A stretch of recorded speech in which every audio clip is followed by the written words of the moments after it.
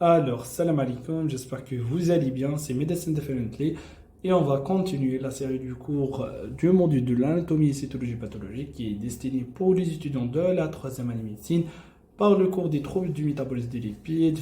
La première partie, on va les pathologies des différentes particules lipidiques, on a les pathologies des triglycérides, les pathologies de cholestérol et aussi les pathologies des lipides complexes. J'espère que cette série est bénéfique pour vous. قبل ما نبداو abonnez-vous في la chaîne YouTube et partagez-vous les vidéos avec votre collègue, activez les notifications باش نلحقكم كل ما جديد غنخلي لي تاع القناه تاعي تاع الانستغرام الى تيليجرام في البواد دانفو اللي حاب يطرح الاسئله تاعو يطرحهم تماك ولا في لي كومونتير اي راح نخلي لي ليون دو سو ديابو في لا شين دو تيليجرام اللي حاب يرجع له اي اذا عجبكم لا فيديو ما تنساوش ديروا ان جيم اي سي بارتي صلوا على النبي. Donc on commence par une introduction. Les lipides entrent dans la constitution des cellules du système nerveux central, aussi dans la cortico-surrénale et du tissu adipeux. Donc comme vous savez que la cellule c'est le particule le plus petit dans la constitution de l'organe. La membrane de cette cellule, la cellule multifonctionnelle de l'organe, est composée par une membrane. Leur structure est faite par un bicouche lipidique, donc qui donne l'intégration fonctionnelle et structurelle de la cellule. Donc, et aussi le lipide joue un rôle très important dans la production des hormones, comme les hormones de la cortico-surrénale, et elle joue aussi un rôle dans le stockage de l'énergie dans le tissu adipeux. Lors de besoins, le tissu adipeux va libérer, par exemple, les triglycérides au niveau sanguin qui va fabriquer l'énergie qui est besoin. Donc, on distingue deux grands types ou deux grands groupes de lipides. On a les lipides simples et les lipides complexes. Pour les lipides simples, on a les acides gras, les glycérides et aussi les stérides. Et pour les lipides complexes, on a les céphalines, les sphingomyélines, on a les cétines et aussi les cérébrosides. Donc, ce sont tous les lipides complexes va jouer un rôle principal qui est la structure du membrane par la formation du bicouche lipidique. Donc, on va parler et entrer dans le chapitre de pathologie. On commence par les pathologies de triglycérides. Donc, comme vous savez, que l'obésité, c'est parmi les maladies les plus fréquentes dans le monde et dans notre société en Algérie.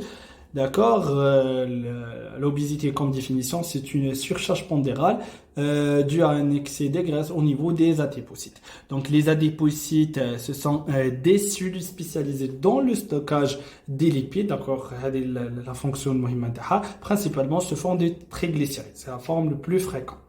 D'accord, dans le tissu adipeux, ce sont des cellules essentielles pour la régulation de l'énergie et aussi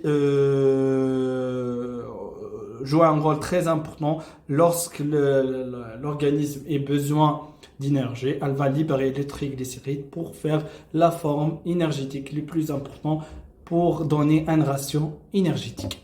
Donc c'est le plus fréquent du trouble du métabolisme pour l'obésité. Les facteurs étiologiques sont mal connus, sont des facteurs génétiques, nutritionnels, comme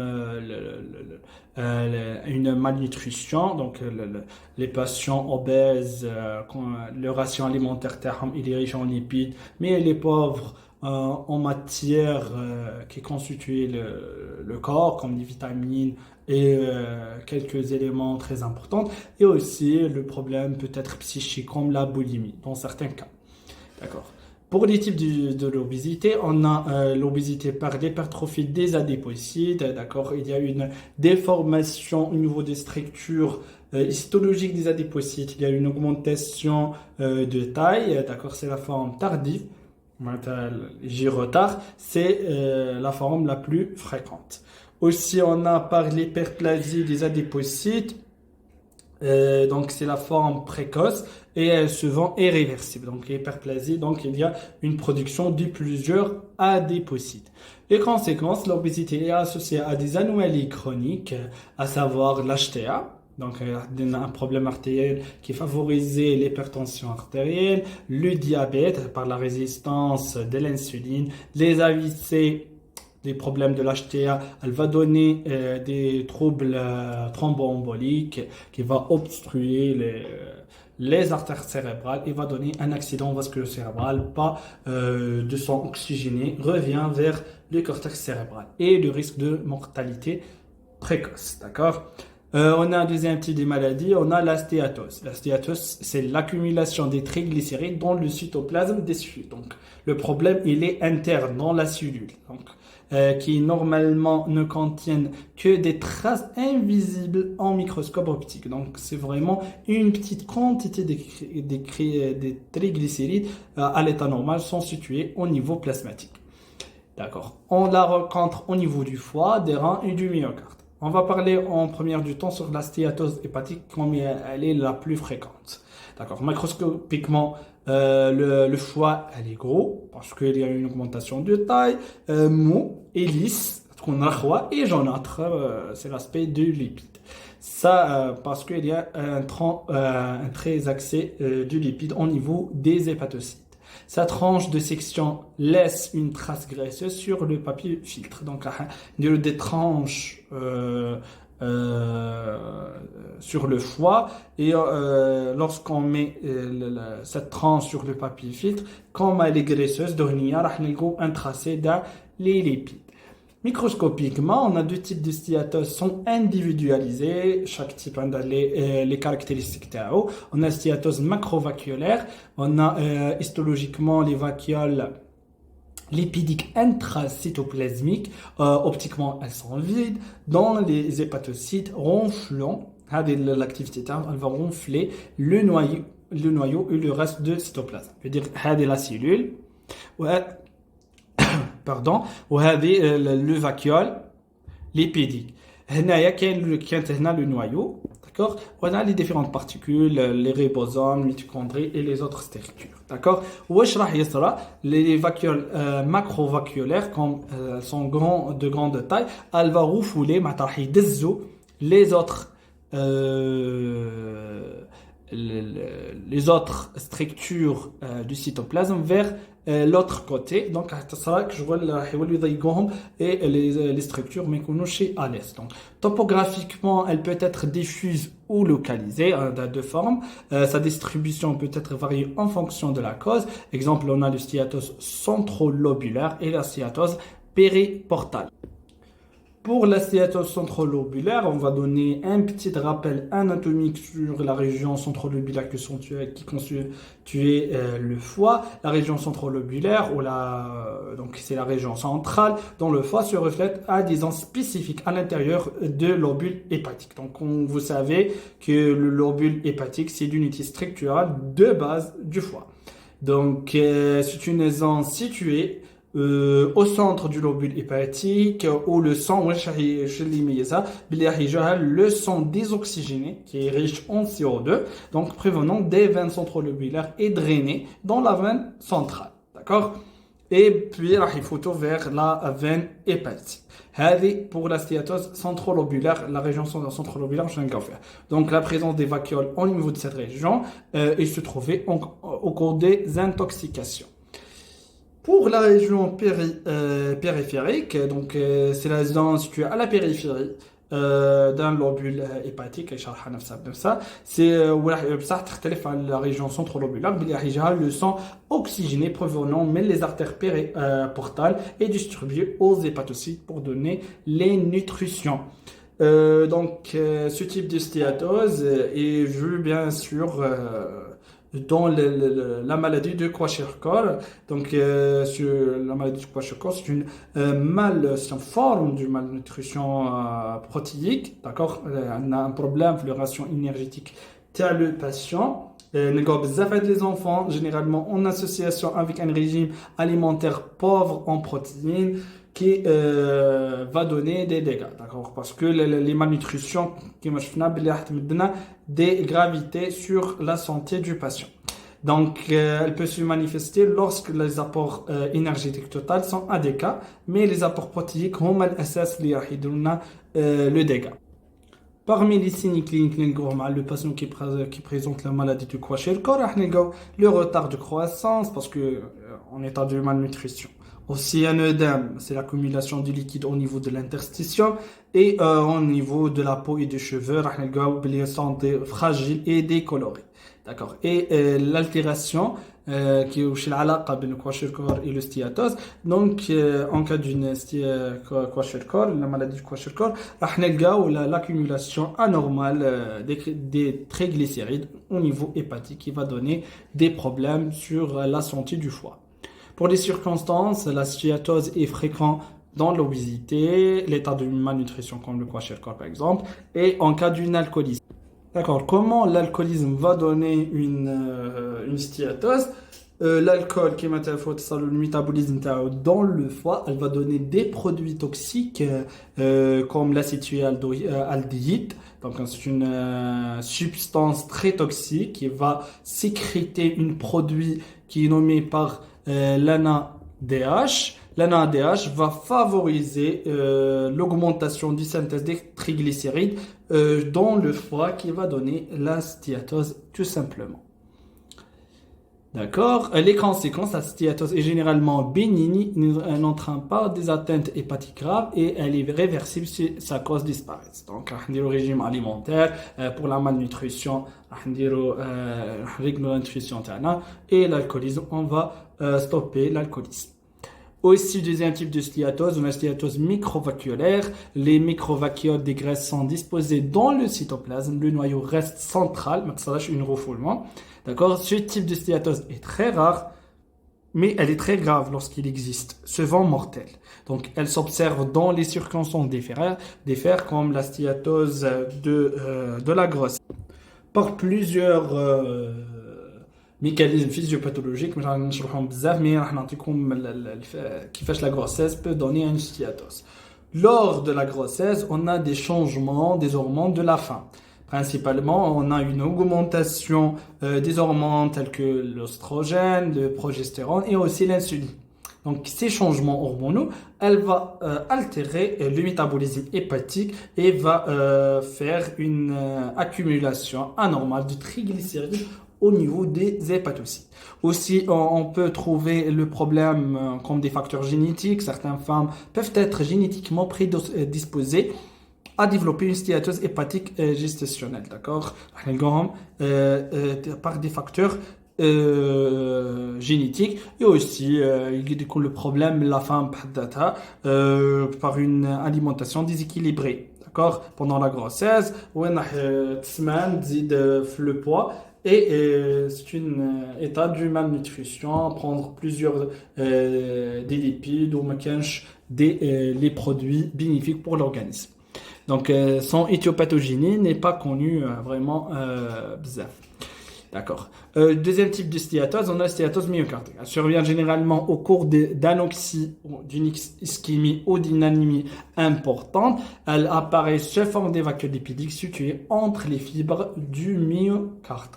C'est simple.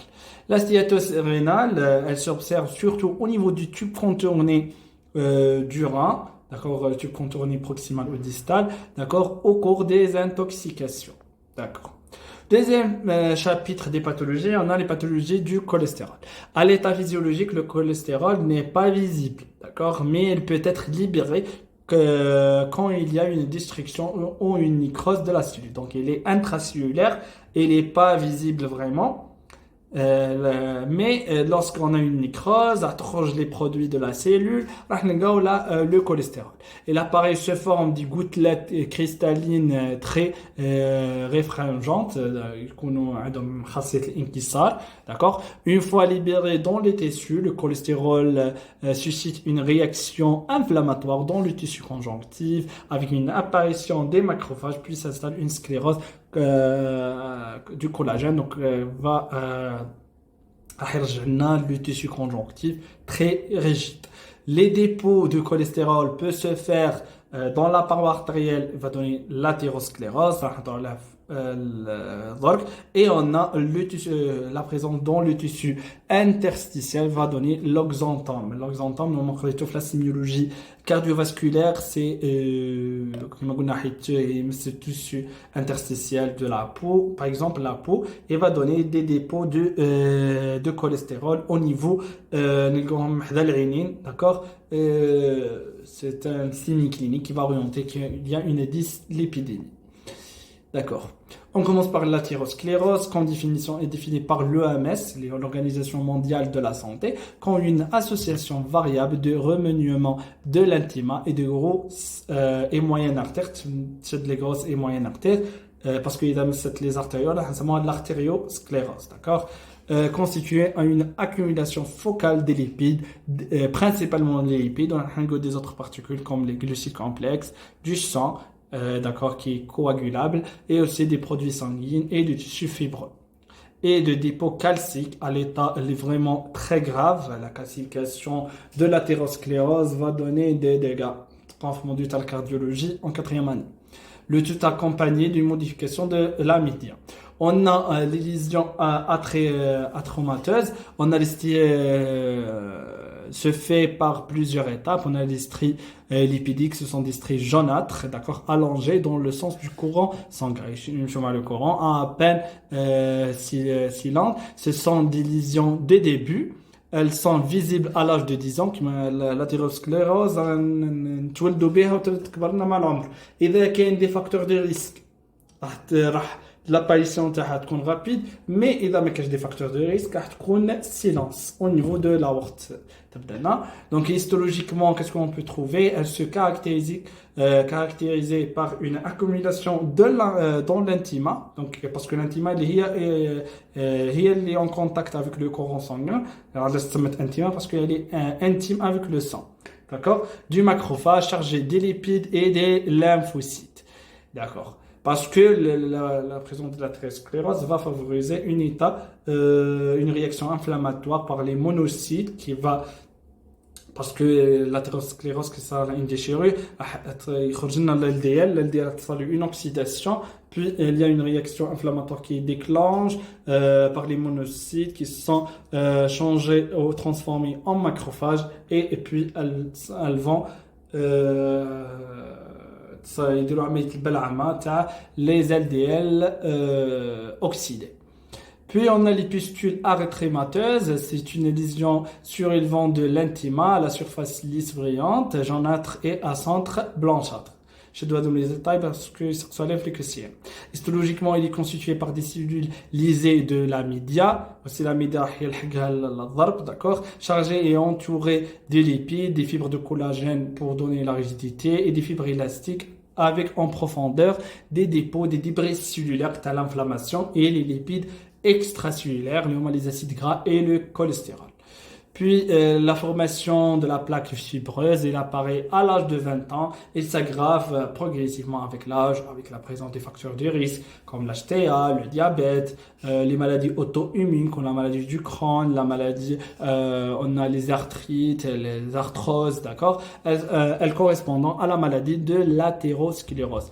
Et là, ça va une déchirure, et là, elle va donner une spasme artérielle, donc le sang machifout complet à l'artère. Ouais, de l'athérosclérose. En cas d'un syndrome coronarien sans susdécalage de l'onde ST, il contient une passage partielle du sang, donc vers les artères coronariennes, vers le myocarde, d'accord. Mais en cas d'une EDM, le syndrome coronarien avec susdécalage, le ST+, il y a une كيف نقولوا حجب كلي l'espace les faute maintenant le sang, donc ça des dégâts et des anoxies et puis des nécroses et le patient présente des douleurs et c'est une situation vraiment mortelle et dans ma cache la prise en charge très rapide. La plaque succède à la pustule et mesure de 1 à 3 cm, diamètre diamètre et de 2 à 4 mm d'épaisseur. Vraiment, elle peut boucher un artère. Histologiquement, la plaque est formée de nicrocentrales granuleuses iosinophiliques, fait par les eosinophiles qui sont cherchent l'inflammation, qu'on appelle le bouillie atrémateuse et riche en lipides. Une fibrose très importante de la média, phénomène de la régénération, seront des fibres musculaires lisses et la présence des lymphocytes. Pour les modifications secondaires ou les complications, la plaque d'athérome peut être modifiée par la calcification qui donne une rigidité anormale. Et le dépôt des cholestérol, venez voir sur l'internet un coupe anatomopathologique d'une athérosclérose calcifiante. Vraiment, elle est très rigide.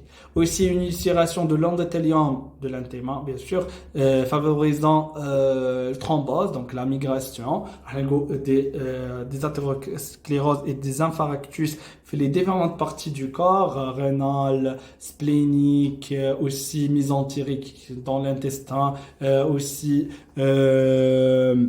des problèmes thromboemboliques du membre inférieur.